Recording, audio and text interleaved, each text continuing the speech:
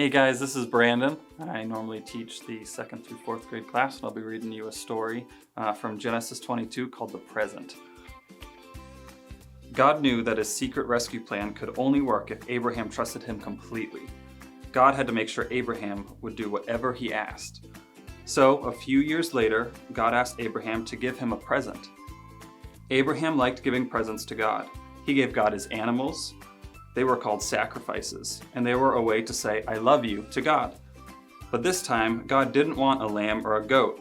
God wanted Abraham to give him something more, much more. He wanted Abraham to give him his son, his only son, the son he loved, Isaac. Put his boy on the altar and kill him as the sacrifice? How could God ask him to do such a terrible thing? Abraham didn't understand, but he knew that God was his father who loved him.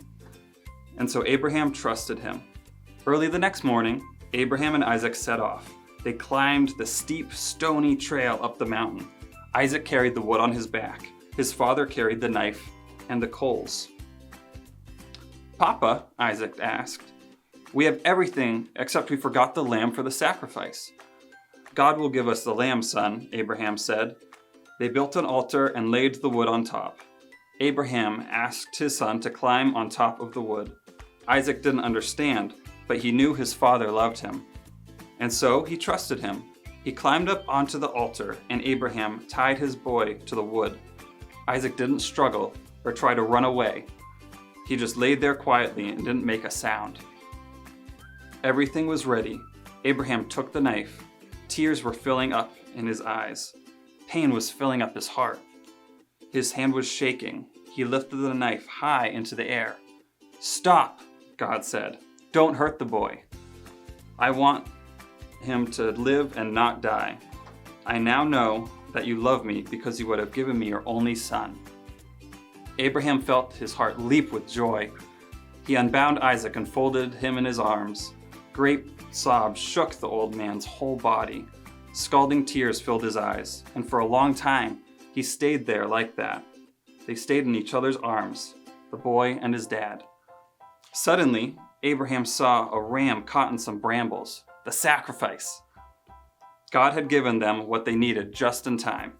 The ram would die so Isaac didn't have to, and so Abraham sacrificed the ram instead of his son.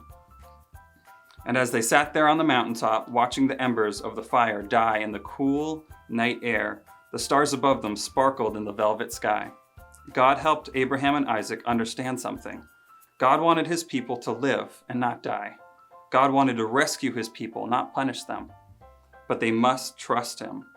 One day, someone will be born into your family, God promised them, and he will bring happiness to the whole world. God was getting ready to give the whole world a wonderful present. It would be God's way of telling his people, "I love you." Many years later, another son would climb another hill, carrying wood on his back. Like Isaac, he would trust his father and do what his father asked. He wouldn't struggle or run away. Who was he?